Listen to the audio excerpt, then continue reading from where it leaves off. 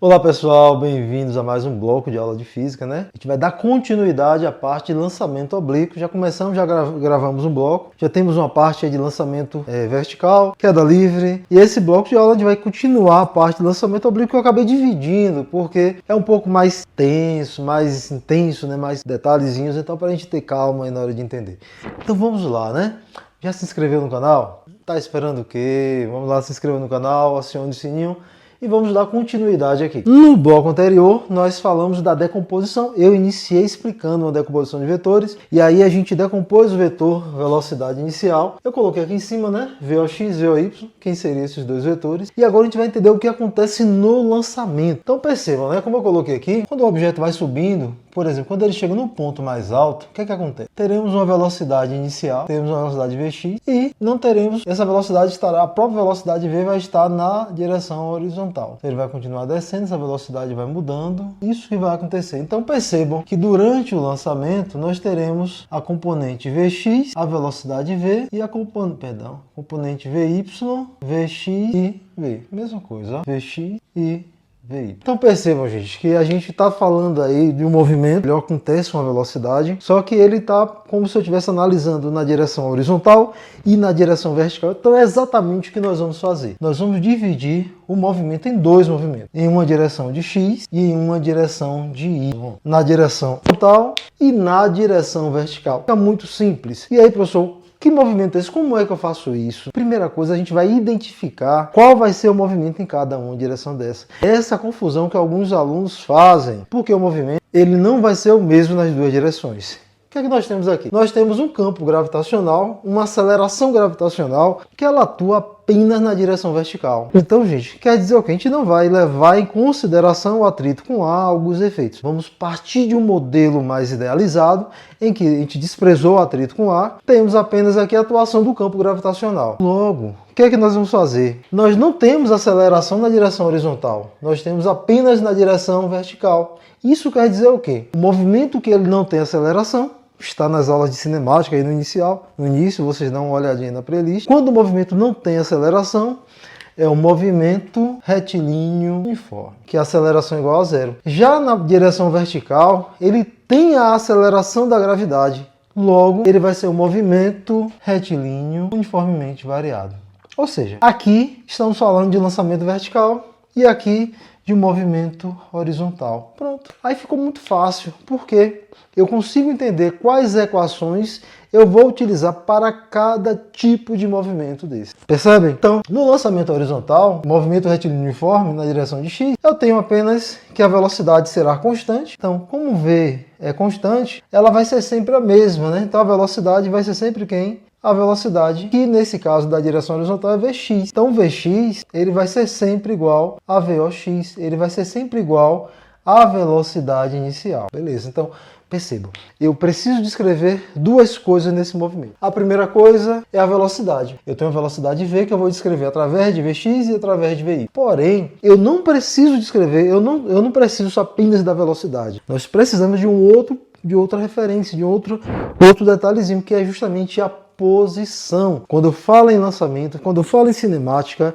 em movimento, nós precisamos de velocidade, posição. Então, a posição. Essa posição aqui, do objeto neste ponto, ele vai ter uma posição horizontal, que eu vou chamar de x, e uma posição vertical, que eu vou chamar de y. São essas duas coisas que eu vou precisar saber. Então, bora lá. Eu já sei a velocidade na horizontal. Se é um movimento uniformemente variado, a gente vai usar o quê? Um lançamento vertical para cima, onde V é igual a VO menos GT, porque o referencial está apontado para cima, a gravidade está apontada para baixo. Por isso ela é negativa, né? Só vamos mudar o seguinte. Ao invés de eu chamar de V, eu estou falando de quem? De VY. Então nós teremos um VY. E no lugar de VO, eu vou usar quem? O VOY.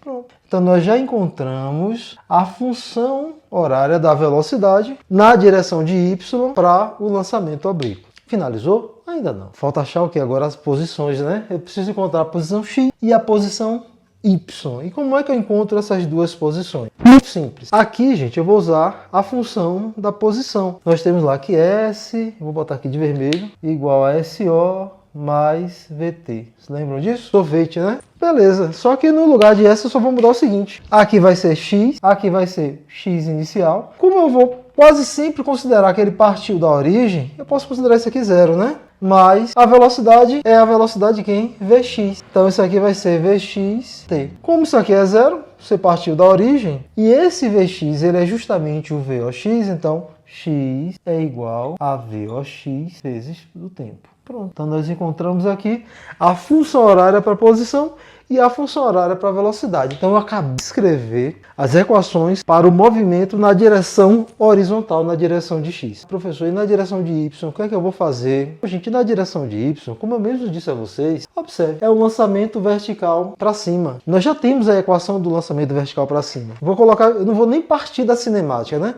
Vou partir já da equação do movimento. Então você poderia partir da função do movimento retilíneo uniforme. Pode ser também. S é igual a SO mais VOT mais AT ao quadrado dividido por 2. Pronto. Porém, quem é o S? O S vai ser posição. Quem é a posição que eu estou analisando? Y.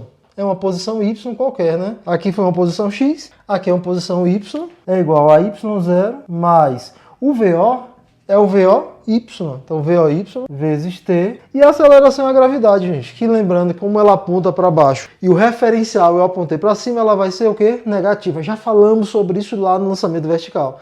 Então vai ficar menos GT ao quadrado dividido por 2. E aí, se eu considero que ele partiu da origem, então isso aqui é zero, então nós teremos que Y é igual a VOY vezes T menos GT ao quadrado dividido por 2. E aqui nós criamos a função horária da posição na direção vertical. Então perceba, a gente está acabando de escrever o movimento, tanto na direção de X como na direção de Y. Nessas quatro equações, eu consigo descrever várias situações específicas para o lançamento oblíquo. Eu consigo perceber algumas situações bem pontuais para o meu lançamento oblíquo.